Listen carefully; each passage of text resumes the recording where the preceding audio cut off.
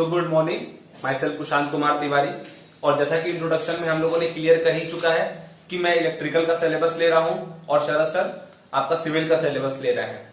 तो मैं इलेक्ट्रिकल में अगर बात करूं तो हमने सारा बेसिक आइडिया इंट्रोडक्शन ले लिया था और मैंने वहां पे भी आप लोगों को बताया था कि मैं एनालॉग से ही स्टार्ट करने वाला हूं। और आप थंबनेल में भी देखे ही होंगे कि हमारा जो भी सब्जेक्ट होगा वो एनालॉग से स्टार्ट होगा। तो मैंने सोचा कि एनालॉग अगर मैं स्टडी कर रहा होता हूं तो मैं देखता हूं कि मैं स्टडी करता हूं डायोड और मैं स्टडी करता हूं क्लिपर क्लैंपर सर्किट्स के बारे में। तो वहां से ना स्टार्ट करके मैं स्टार्ट करना चाहता हूं बीजेटी से, ठीक है। और बीजेटी से स्टार्ट करने का मेरा मेन मकसद ये है कि हम ट्रांजिस्टर के बारे में अगर स्टडी कर रहे हैं तो कहीं ना कहीं हमें डायोड के भी बारे में स्टडी करनी होगी, जो कि हमारा डायोड इसमें आ जाएगा। अगर मैं उसकी प्रॉपर्टीज कैरेक्टरिस्टिक्स पढ़ता हूं तो कहीं ना कहीं मैं इसकी भी साथ में डिफाइन करता हुआ चलूंगा। तो हम एम्पलीफायर ओपैम्प सब हम बाद में पढ़ेंगे, पहले हम स्टार्ट करेंगे बीजेटी से, ठीक है। तो आज मैं बेसिक्स लूंगा, सारी चीजें बेसिक्स आपको बीजेटी के बारे में बताऊंगा और धीरे धीरे पार्ट 1 पार्ट 2 पार्ट 3 करते हुए हम बेसिक से एडवांस की तरफ चलेंगे। और वैसे हमारा अगर मैं देखूं तो मेरे चैनल का मेन मोटो भी यही है कि बेसिक टू एडवांस, तो हम बेसिक से ही स्टार्ट करते हैं। ओके, तो सबसे पहले हम बात करते हैं बीजेटी। अगर मैं पहली बात बोलूं, और सबसे इंपॉर्टेंट पॉइंट ये कि अगर आप चाहें तो आप नोट्स भी बना सकते हैं, तो कॉपी पेन लेके बैठे और जो भी आपको डाउट होगा आप कमेंट सेक्शन में जरूर लिख के बताएंगे। तो हम सबसे पहले बात करते हैं बीजेटी की फुल फॉर्म की, जिसको हम बोलते हैं bipolar junction transistor. Bipolar junction transistor, ठीक है। ये होता है हमारा बीजेटी का full form, bipolar junction transistor. इसका मतलब है कि ये हमारा क्या है, ट्रांजिस्टर है। वैसे अगर आप टेक्निकल स्टूडेंट हो तो आपको ये बात समझ में आती है कि ट्रांजिस्टर होता क्या है, लेकिन फिर भी अब बाइपोलर जंक्शन ट्रांजिस्टर के बारे में डिस्कशन करना है तो हमें सबसे पहले डिस्कशन किसके बारे में करना होगा, ट्रांजिस्टर के बारे में डिस्कशन करना होगा। चलिए आके हम ट्रांजिस्टर के बारे में डिस्कशन करते हैं, ठीक है। ट्रांजिस्टर मतलब कि हम ये कह सकते हैं कि कहीं ना कहीं तो इसके पास 3 टर्मिनल होगा, 3 टर्मिनल होगा, कह सकते हैं 3 टर्मिनल होगा। अगर टर्मिनल 3 है तो हम ये भी कह सकते हैं कि ये जो टर्मिनल होगा 3 टर्मिनल, ये हमको 2 जंक्शन दे रहा होगा। समझ रहे हैं, 2 जंक्शन। अभी आप टेंशन ना लीजिए, ई सी क्या है सब मैं बताऊंगा, ठीक है। ये कहीं ना कहीं हमें 2 जंक्शन दे रहा होगा। देखिए, अगर हम बाइपोलर जंक्शन ट्रांजिस्टर की बात करते स्टडी करते हैं तो हम 2 तरह के ट्रांजिस्टर्स के बारे में डिस्कशन करते हैं। पहला जिसको हम बोलते हैं एनपीएन ट्रांजिस्टर, एनपीएन ट्रांजिस्टर, और दूसरा जिसको हम बोलते हैं पीएनपी ट्रांजिस्टर, ठीक है। तो अभी जो भी हम टॉपिक लेके चलेंगे वो सारी टॉपिक हमारी किसके लिए होगी, एनपीएन ट्रांजिस्टर के लिए। फिर हम किसके लिए आएंगे सेकेंडरी, पीएनपी ट्रांजिस्टर के लिए। तो अगर ये एनपीएन ट्रांजिस्टर है तो शायद हम ये कह सकते हैं कि हमारा एन है, ये हमारा पी है और ये हमारा क्या है, एन है, ठीक है। अच्छा, इसको देख के हमें क्या ये डिस्कशन, क्या ये हमें ये समझ में आ रहा है कि इसके टर्मिनल कितने हैं, 3, 1 2 3, और इसके पास जंक्शन कितना है, 2। ये जंक्शन पॉइंट है, जंक्शन पॉइंट टर्मिनल सब आपको पता होगा। अगर आपको जंक्शन और टर्मिनल नहीं समझ में आता होगा तो आप कमेंट बॉक्स में करके बताएंगे, तो मैं उस बेसिक्स को भी मैं आपको समझाने की पूरी कोशिश करूंगा कि टर्मिनल क्या होता है, जंक्शन क्या होता है, नोड क्या होता है, मेश क्या होता है, हर चीजें बताई जाएंगी। तो अगर आपको ये चीज समझ में आता है तो आप अभी, अगर नहीं आपको पता हो तो आप कोई बात नहीं, आप अभी लर्न कर लो, ये आपका जंक्शन है। और अगर आपको वो चीज जानी होगी तो फिर आप कमेंट सेक्शन में एक बार कमेंट जरूर कीजिएगा। तो अगर मैं देखूं यहाँ पे 3, हमारे यहाँ क्या दिख रहा है, हमारा 3 टर्मिनल दिख रहा है और 2 जंक्शन दिख रहा है। तो क्या मैं इसको 3 terminal 2 junction, 3 terminal 2 junction transistor कह सकता हूं? क्या मैं इसे कह सकता हूं 3 terminal 2 junction transistor? 3 terminal 2 junction transistor बिल्कुल कहा जा सकता है। इसका मतलब ये एक एनपीएन बाइपोलर जंक्शन ट्रांजिस्टर है, जिसमें जंक्शन कितने हैं? 2, इसलिए बाइपोलर जंक्शन ट्रांजिस्टर। हम क्या कह रहे हैं? हमने क्या कहा? हमने कहा कि अगर हम स्टडी करते हैं बीजेटी में तो हम 2 टाइप से स्टडी करते हैं, पहला फॉर एनपीएन ट्रांजिस्टर, दूसरा फॉर पीएनपी ट्रांजिस्टर। डन। तो इसको हम क्यों कहते हैं बाइपोलर जंक्शन ट्रांजिस्टर? क्योंकि हमने अभी इसका एक डायग्राम बनाया छोटा सा, तो उसमें हमने ये देखा कि इसमें 3 क्या है? टर्मिनल्स हैं और 2 क्या है? जंक्शंस हैं। इसका मतलब क्या है? इसका मतलब यह है कि ये 3 टर्मिनल 2 जंक्शन ट्रांजिस्टर है। अगर ये 3 टर्मिनल 2 जंक्शन ट्रांजिस्टर है, यानी इसके पास कितने जंक्शन है? 2, इसीलिए इसे बाइपोलर जंक्शन ट्रांजिस्टर कहा गया। डन है? डन है ना? अब आगे चलते हैं। नेक्स्ट हम ये कहते हैं कि हमारा जो जेई जंक्शन होता है, लिखते जाइएगा साथ साथ में आप, या फिर पॉज करके भी लिख लीजिएगा, कुछ इंपॉर्टेंट पॉइंट है। लाइक जो हमारा जेई होता है, इसको हम क्या कहते हैं? इसको हम कहते हैं हमारा इनपुट जंक्शन। क्या कहते हैं? Input junction. जेई क्या होता है हमारा? Input junction. और दूसरा क्या है हमारा? जेसी, जिसको हम क्या कहते हैं? Output junction. क्या कहते हैं? Output junction. टर्मिनल कितने हैं? टर्मिनल कितने हैं? टर्मिनल्स कितने हैं? तो हम कहते हैं कि टर्मिनल जो है वो हमारे क्या क्या है? टर्मिनल अगर देखा जाए टर्मिनल क्या क्या है, तो हम कहते हैं ई, बी और सी। ये हमारे 3 क्या है? टर्मिनल। 3 टर्मिनल है, ई बी सी। 2 जंक्शन है, जिसको एक को हम बोलते हैं इनपुट जंक्शन, एक को हम बोलते हैं output junction. JE is the input junction, JC is the output junction. अब पहली बात हम ये कहते हैं कि व्हाट इज द ईबीसी? क्या होता है ईबीसी? तो अगर मैं डिस्क्राइब करूं तो हम ईबीसी क्या होता है, ध्यान से देखिएगा। तो हम कहते हैं ई मीन्स, ई रिप्रेजेंट करता है आपको, ई रिप्रेजेंट करता है एमिटर, एमिटर। क्या होता है? एमिटर। बी क्या होता है हमारा? बी रिप्रेजेंट करता है बेस। और सी क्या होता है? सी रिप्रेजेंट करता है हमारा कलेक्टर, यानी एमिटर बेस कलेक्टर। सबको पता होगा ये चीज। अगर कोई बीजेटी को एक बार भी डिस्कस किया होगा, देखा होगा अपनी लाइफ में, या फिर समझा होगा इसके बारे में, तो उसे पता होगा कि इसकी जो 3 टर्मिनल्स हैं वो इस प्रकार होते हैं। एक जिसको हम बोलते हैं एमिटर, एक जिसको हम बोलते हैं बेस, और एक जिसको हम बोलते हैं कलेक्टर। डन है ये बात? तो यानी ये एमिटर, बेस, कलेक्टर। वैसे अगर मैं देखूं तो यहां तो मैंने विड्थ जो है ना वो बराबर रखी है, बराबर नहीं भी रखी है, कुछ भी कहा जा सकता है। लेकिन हम कुछ और टॉपिक के बारे में अगर इसको डिस्कस करते हैं, जो बहुत ही अच्छी पॉइंट है जिसको हमको रिटर्न करना चाहिए, और वो ये है कि अगर मैं बात करूं कि क्रॉस सेक्शनल एरिया की जो हमारा, कि किसमें क्रॉस सेक्शनल एरिया ज्यादा होता है, किसमें क्रॉस सेक्शनल एरिया कम होता है, तो अगर मैं बात करूं तो मैं बोलता हूं क्रॉस सेक्शनल एरिया। अगर मैं बात करूं क्रॉस सेक्शनल एरिया की, ठीक है, तो हम ये बोल सकते हैं कि सबसे ज्यादा क्रॉस सेक्शनल एरिया किसकी होती है? तो सबसे ज्यादा क्रॉस सेक्शनल एरिया होती है एसी, मतलब कलेक्टर की। कलेक्टर के बाद हमारी जो क्रॉस सेक्शनल एरिया होती है वो होती है एई, यानी एमिटर की। और सबसे छोटी जो क्रॉस सेक्शनल एरिया होती है वो होती है एबी, यानी बेस की। क्यों होती है? सबका कोई ना कोई रीजन है, वो सब डिस्कशन करेंगे। वो होता है वोल्टेज के बेसिस पे। वोल्टेज के बेसिस पे क्यों? वोल्टेज के बेसिस पे होने का भी रीजन है, जिसको हम बोलते हैं क्यों।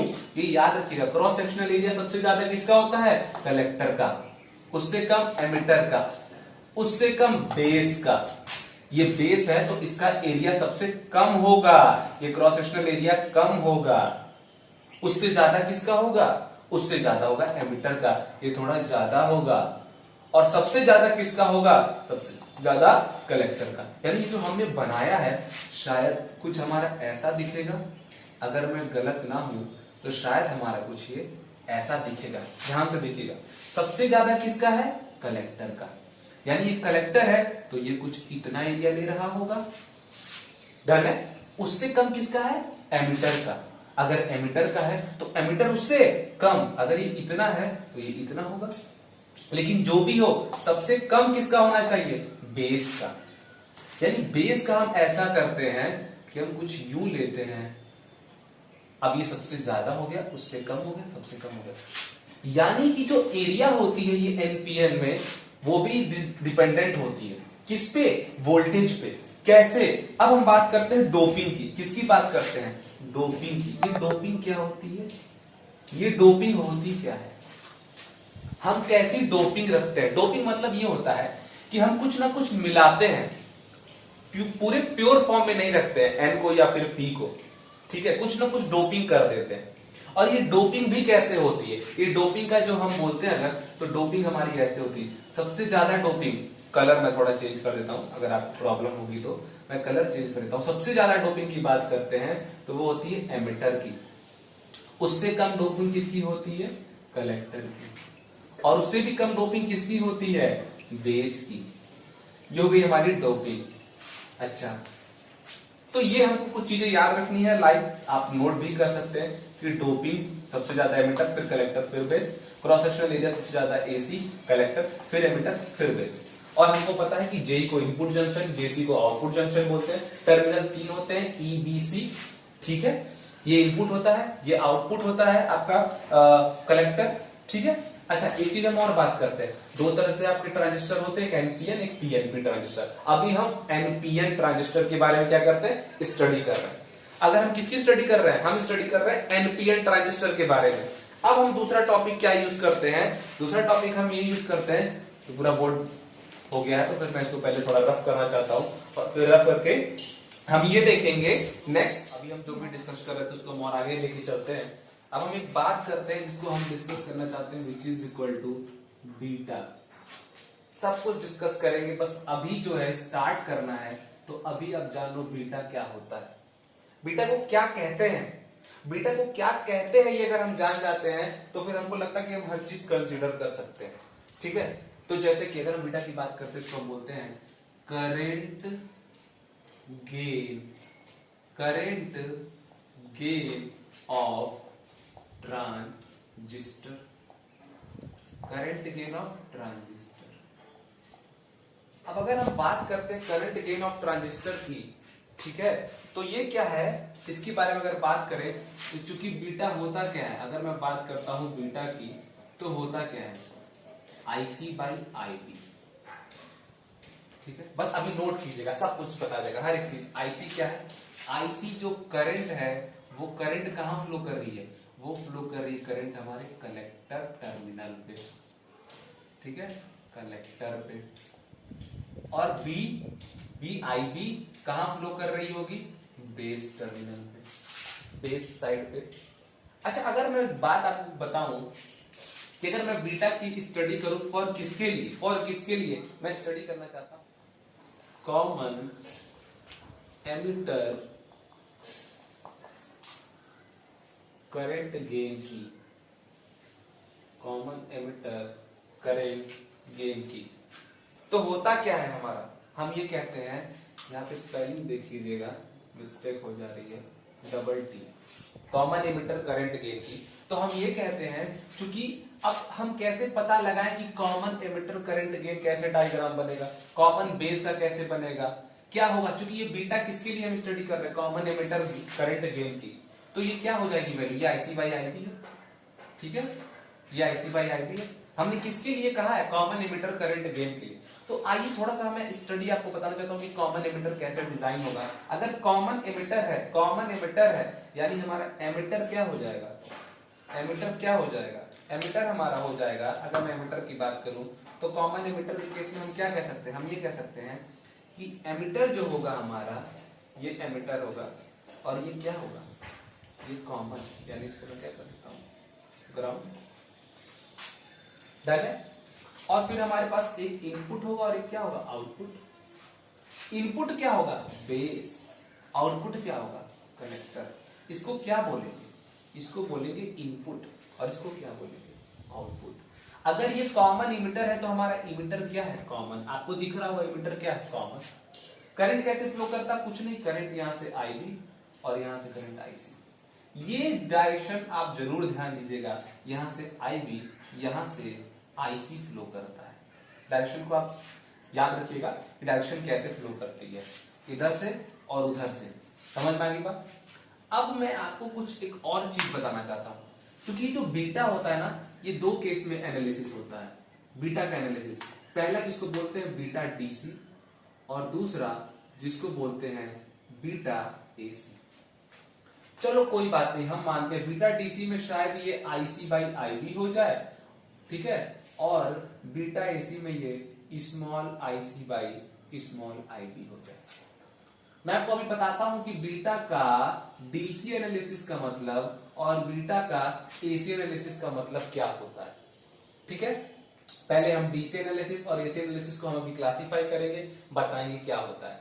उसके पहले मैं आपको एक छोटी चीज और बताना चाहता हूं कि वो ये होता है कि हम सर्किट कैसे बनाते हैं। सर्किट कैसे बनाते हैं वो बहुत जरूरी भी चीज है। जैसे लाइक अगर मैंने एनपीएन की बात की है तो आपको एक रिप्रेजेंटेशन तो दिखना चाहिए ना, पता तो चले कि आप स्टडी किस चीज की कर रहे हो, ठीक है, पता तो चले क्या देखा जा रहा है, कहां से कहां स्टडी किया जा रहा है, ठीक है।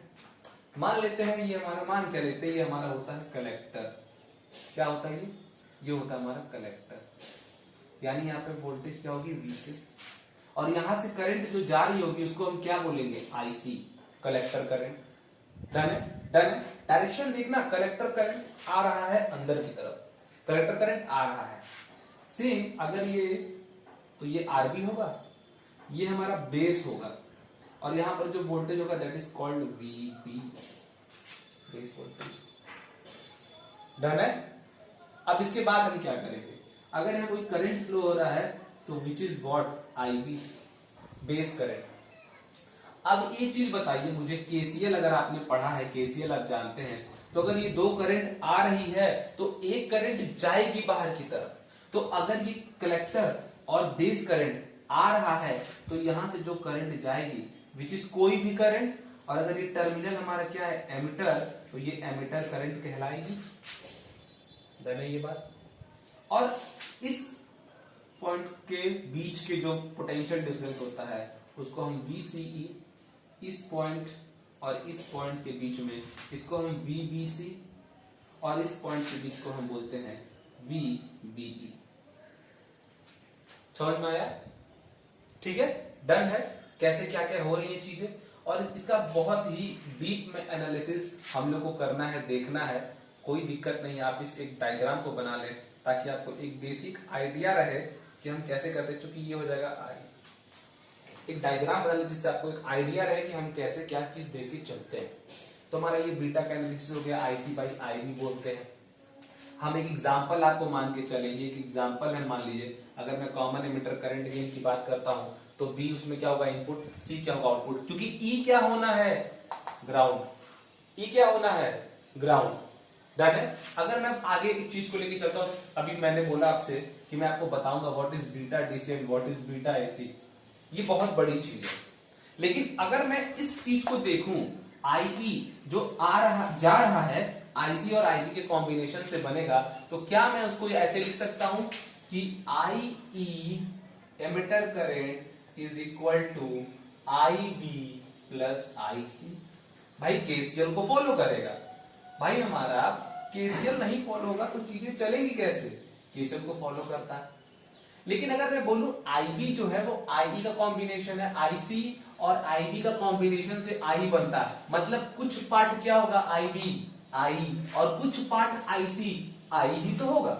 लाइक अगर मैं बात करूं, अगर मैं कहूं तो जो आईबी होता है ना वो सिर्फ और सिर्फ 1 से 2% होता है आई का, 1 से 2% होता है आई का। और अगर मैं आईसी की भी बात करूं तो मैं यही कहता हूं, कितना, 98 से 99% होता है किसका? आई का। यानी IC is 98 to 99% of I, IB is 1 to 2% of I. Done है, ये बात डन है। इसका मतलब अगर मैं बीटा को निकालूं तो बीटा क्या आने वाला है? बीटा की वैल्यू हाई आएगी, बीटा की वैल्यू लो आएगी, बीटा क्या आएगी उसको देखते हैं। यानी अगर ये बात है तो शायद हमें पता है कि beta is equal to IC by IB, IC by I. Beta है हमारा आईसी बाई आई, इसका हमें जरूरत नहीं है, हम इसको मिटा लेते हैं और आगे फिर हम लेके चलते हैं। बीटा हमारा क्या होता है? आईसी बाई आई होता है। इसको मैं यहां फिर से लिख लेता हूं। बीटा क्या है हमारा? आई सी बाई आई बी। और इस केस में अगर हम आगे चलें तो हम ये कह सकते हैं कि आई बी अगर 1 to 2% ऑफ आई है और आईसी अगर 98 to 99% ऑफ आई है, तो हम यहां से कह सकते हैं 98% ऑफ आई। और से इसको भी हम कह सकते हैं क्या? 2% ऑफ आई, क्योंकि हमने यहां तो देखा आई बी इज 1 से 2% ऑफ आई और 98 to 99% ऑफ आई। ठीक है, यानी अगर इसको मैं कट करूं तो शायद ये जो हमारी वैल्यू है ये 49 तक आ रही है, 49 आ रही है। डन।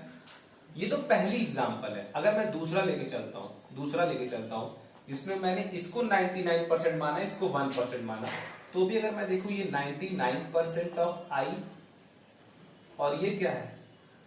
1% ऑफ आई। और इससे क्या होना है? हमारा बीटा क्या आएगा? 99। अगर मैं स्टडी करूं, इन दोनों का एवरेज लूं, तो मैं इन दोनों को एवरेज से मैं ये कह सकता हूं कि beta is always greater to 50। ये हमारा एवरेज स्टडी है। इसका मतलब हम ये चीज कह सकते हैं कि जो बीटा होगा वो 50 से तो ज्यादा ही होगा, क्योंकि आई एक ये प्रैक्टिकल चीजें हैं कि 1 to 2% ऑफ आई होता है, 90 to 99% ऑफ आई होता है। यानी दोनों केस अगर मैंने एवरेज लिया तो मैंने कहा कि beta is greater to 50। Done हो गए, यानी ये बीटा की एक बात हो गई। और अगर इसी तरीके से अगर मैं आगे चलूं तो यानी ये स्टडी डन हो गई और मैं इसी तरह से आगे चलूं तो हमारा ये जो मैंने आज टारगेट बनाया था ये तो टॉपिक डन हो गया कि I equal to I B plus I C है, तो क्या करेंगे, कैसे देखेंगे, क्या स्टडी होती है। ठीक है, करंट गेन के बारे में ये सारी चीजें मैंने स्टडी कर ली।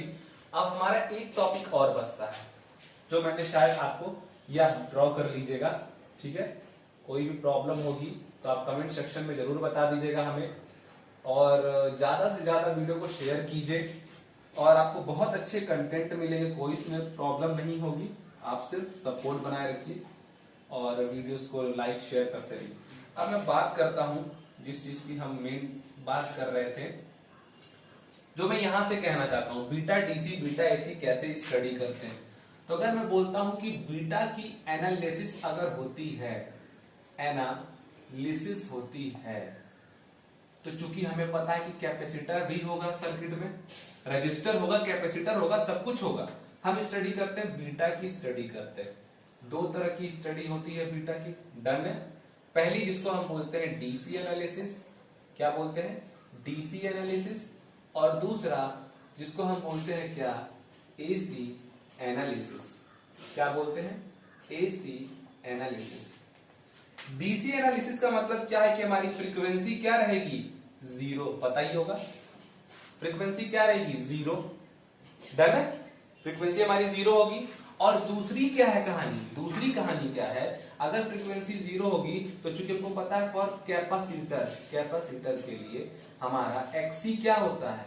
1/ω_c, है ना? 1/ω_c।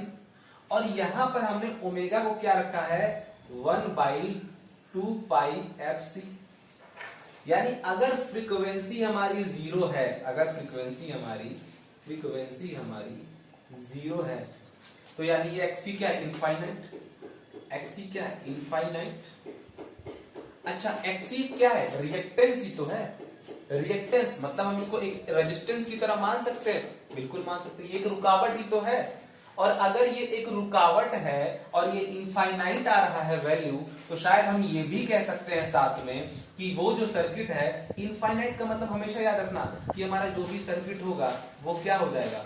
ओपन सर्किट क्यों होता है वो भी मैं बताऊंगा, क्यों होता है वो भी मैं बताऊंगा कि ओपन सर्किट क्यों होता है। अगर आपको जब थोड़ी भी प्रॉब्लम होगी तो आप ये सब चीजें मुझे कमेंट बॉक्स में जरूर बताना, अगर इन सब में आपको प्रॉब्लम हो रहा होगा कि सर ये क्यों ओपन सर्किट होगा। यार रेजिस्टेंस इनफाइनाइट, बहुत ज्यादा, रेजिस्टेंस इज वेरी हाई।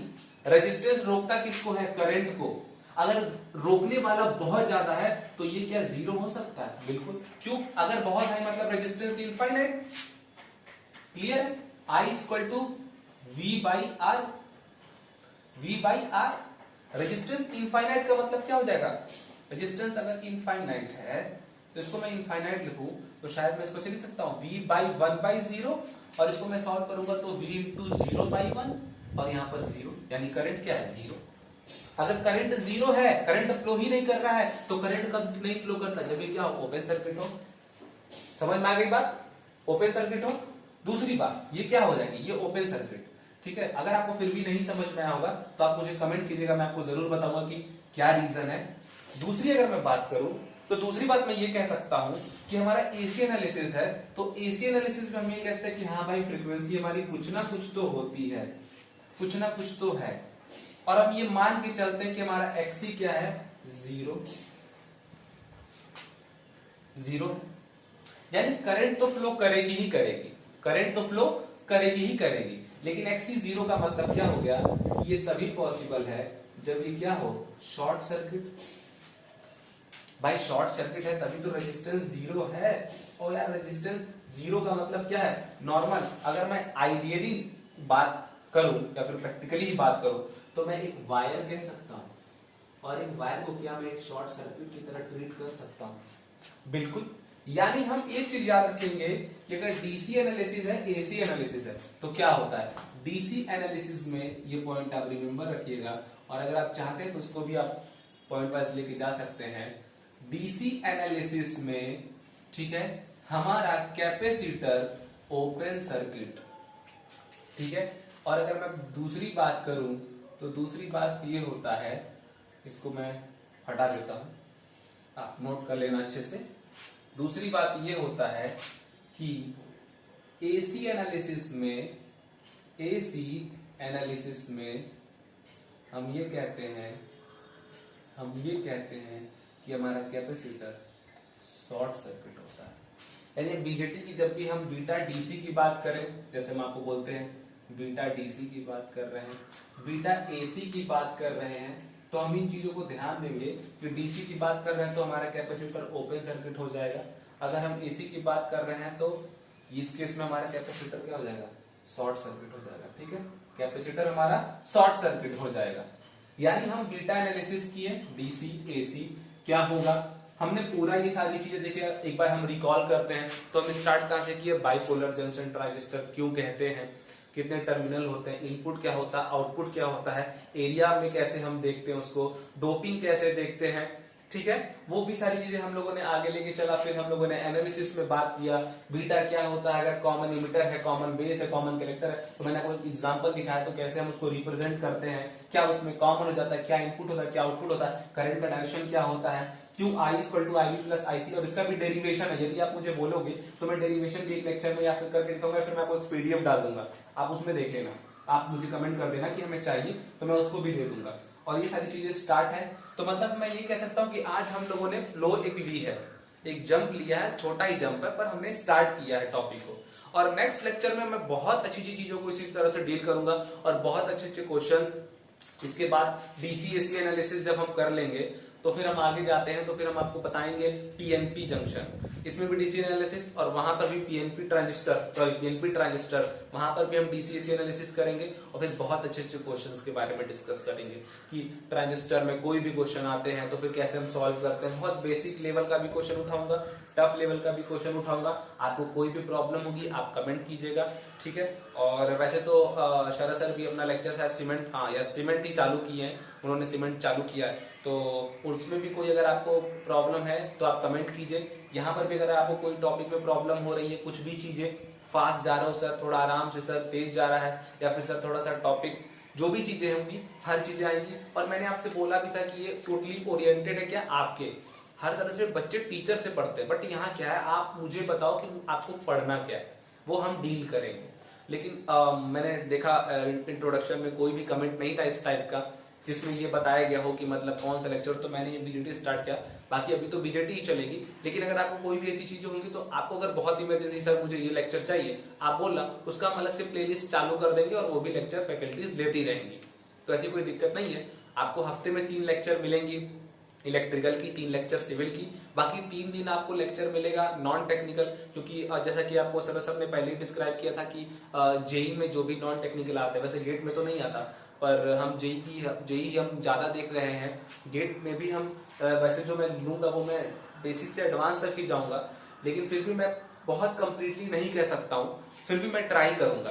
तो आप ये चीज जरूर देखो कि अगर एफर्ट किया जा रहा है तो आप भी सपोर्ट दिखाओ और चैनल को शेयर करो, सब्सक्राइब करो, लाइक करो, वीडियोस को जितनी ज्यादा से ज्यादा हो सकता है शेयर करो, वो लाल वाला बटन जरूर प्रेस करो, ठीक है। और एक बेल आइकन मिलेगा वो दबा देना ताकि आपको नोटिफिकेशन टाइम टू टाइम मिलती रहे, ठीक है। तो आज के लिए इतना ही, बाकी मिलेंगे नेक्स्ट क्लास में लेक्चर के लिए, तब तक के लिए थैंक्स।